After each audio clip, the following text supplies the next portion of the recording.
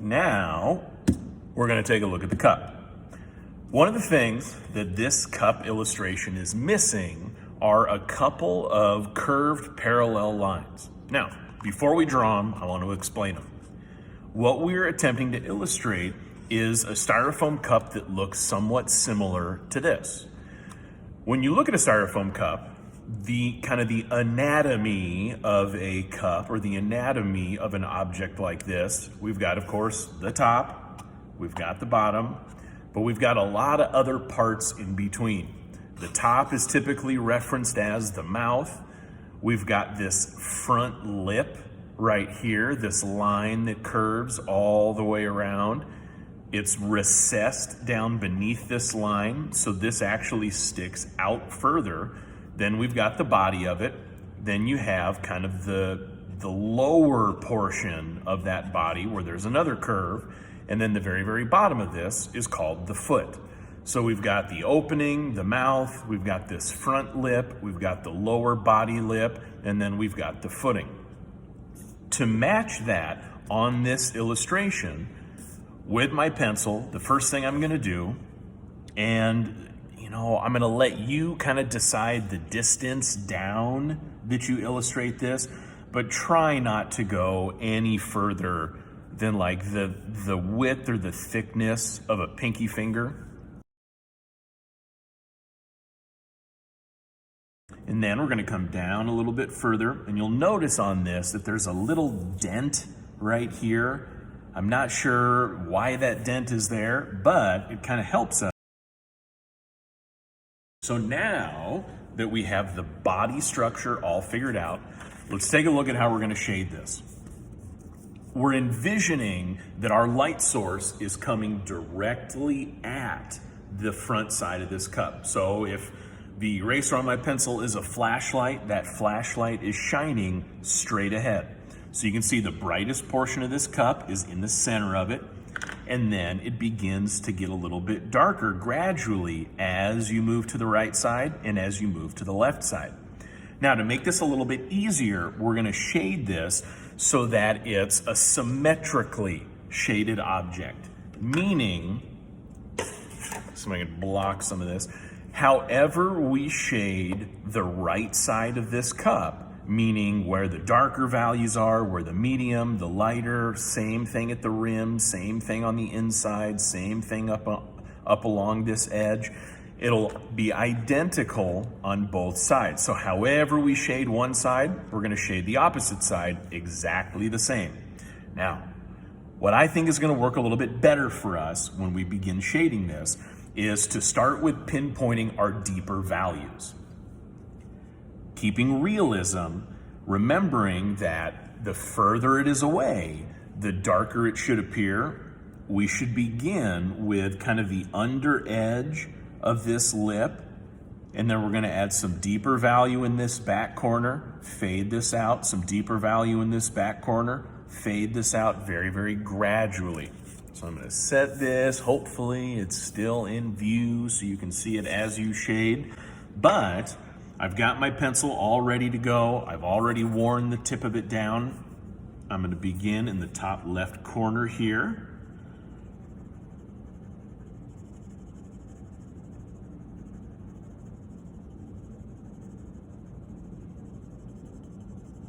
Kind of feathering that value down, down, down, down, down, all the way to where we illustrated that curve.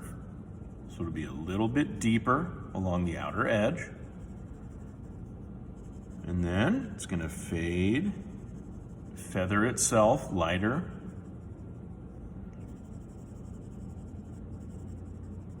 And right there, that's all the further that I'm gonna go just for now. Because again, I want this to be symmetrical. So I'm gonna try really, really hard. Maybe if I can, I wonder if I can fold this and yeah, there we go.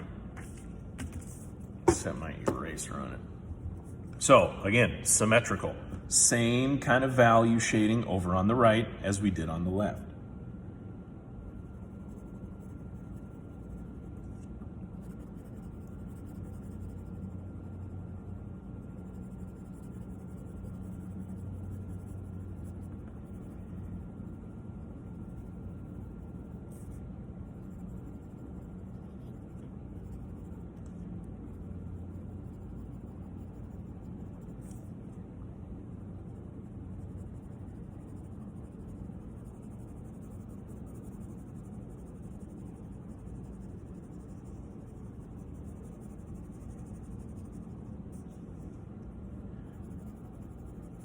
Now, once you feel like they match fairly well, the next spot that we're gonna add, or that we're gonna increase the deep value, is gonna be this ledge that's right here. So remember, we're mimicking what we actually have on a real styrofoam cup. And this ledge, even though the distance here is maybe like a 1/16 of an inch, that ledge, that 1/16 of an inch ledge, should give us enough of an overhang that we're able to see a deeper value right along that spot. Now again, with things that are trying to be shaded to look realistic, we don't want to just have a dark outline right there. So I'm going to begin by increasing the depth by pressing a little bit harder, darken that, and then I'm going to fade this out so that it doesn't look like just a thick, dark outline. That value, just a little bit, just like that. Same kind of idea down here.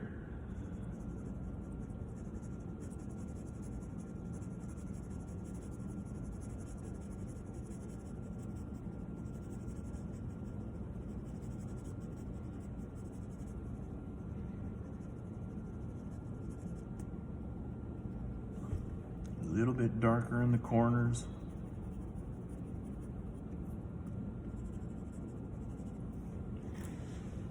Okay. So before we plug in any white, now I'm going to continue to layer and layer and layer to build the depth in these darker values. I will end up bringing, and I'm going to draw this very, very lightly. Don't draw this on yours, because I don't want you to accidentally maybe forget to erase it. But this kind of curved-bodied triangle, that shape right there, this all inside is going to end up being our white charcoal. So I'm going to continue bringing this value in lighter and lighter and lighter until it hits this edge. Same thing here, lighter and lighter and lighter until it hits this edge. Just like we did with the white charcoal and our number 2 pencil on this, we want to avoid those overlapping. So you can see where that outline is. I'm going to go back and erase it, because I don't want that to be visible in my final product. Get rid of that.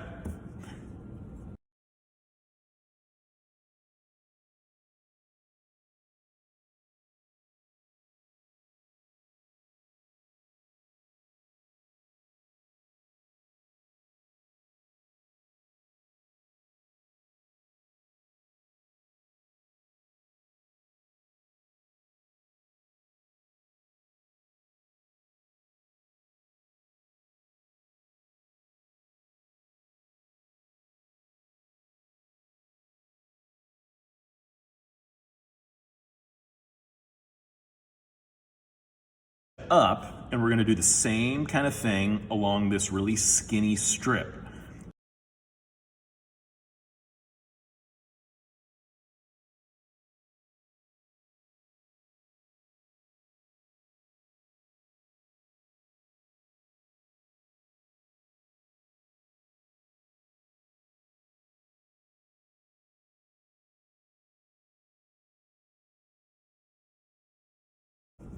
Okay, I think it looks pretty good. I'm going to set this down. Even though we're not done with that pencil, we're going to switch over now to the white charcoal. Now, the nice thing about the white charcoal and how we're going to illustrate this cup is that we can start by adding this kind of white ellipse halo that's going to run all the way around the rim of this. So, kind of right over the top of that penciled outline that was already there. It's pretty skinny. This shouldn't be very wide or very thick. Again, it's just going to follow right along that existing outline.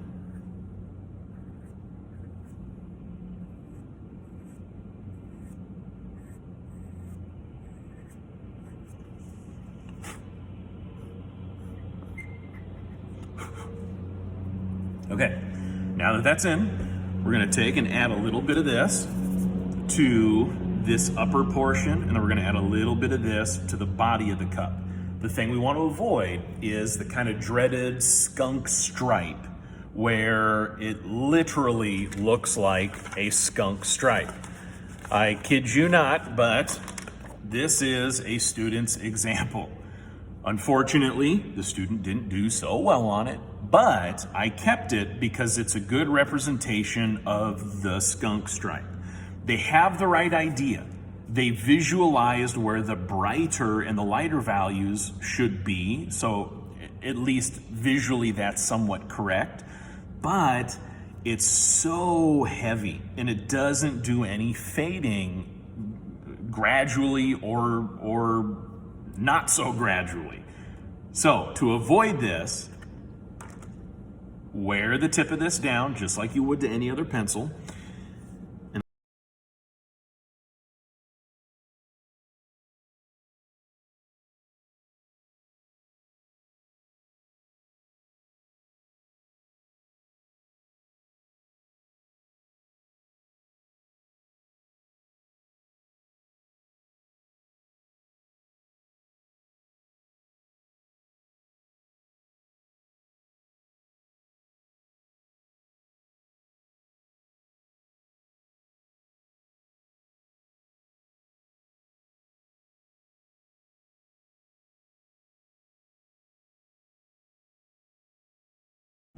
All right, last little bit of this, the inside.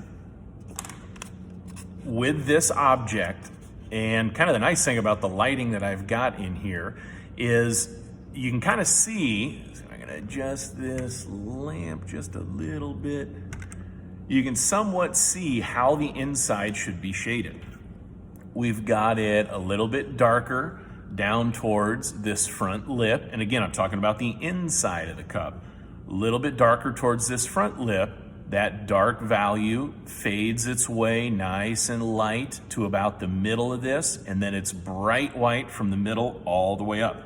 Very similar to the way that this one was illustrated.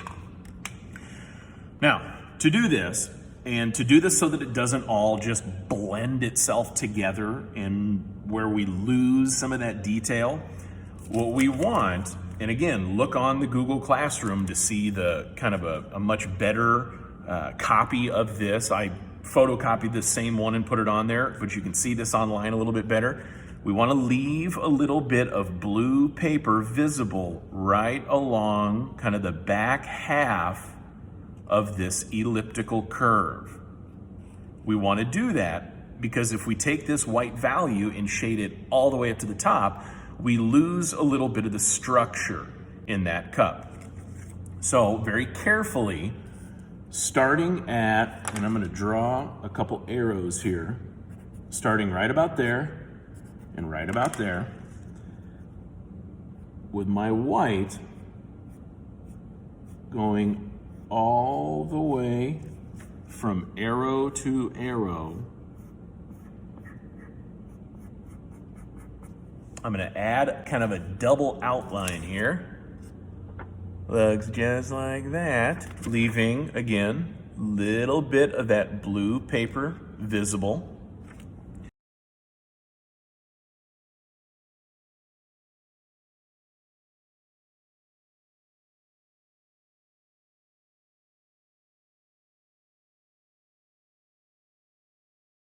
White charcoal is now done. Now we're going to finish this off with our number 2. So again, darker right along this front edge, or right along that front lip, fades lighter until it hits or meets where that white charcoal is. Again, try to avoid overlap. So I'm going to start by kind of framing by adding a slightly darker outline from, again, arrowhead to arrowhead.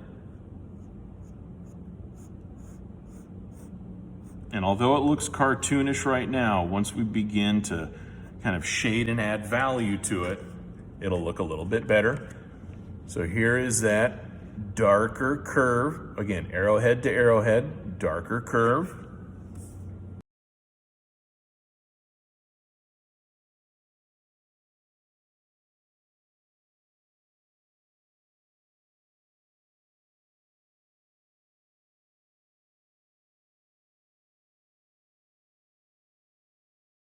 the side where the cup is on the left and the cube is on the right. This is our practice side. The reverse side, this is the one that you are gonna do for a grade. When you're finished with this side, what I want you to do is take 2 photos. Take a photo of your practice, and on the practice side, that's where I want you to put your name. And make it even easier on me and put your block number right next to your last name. So last name, block number over here on the right side, but the last name and the block number are on our practice side. Flip that over.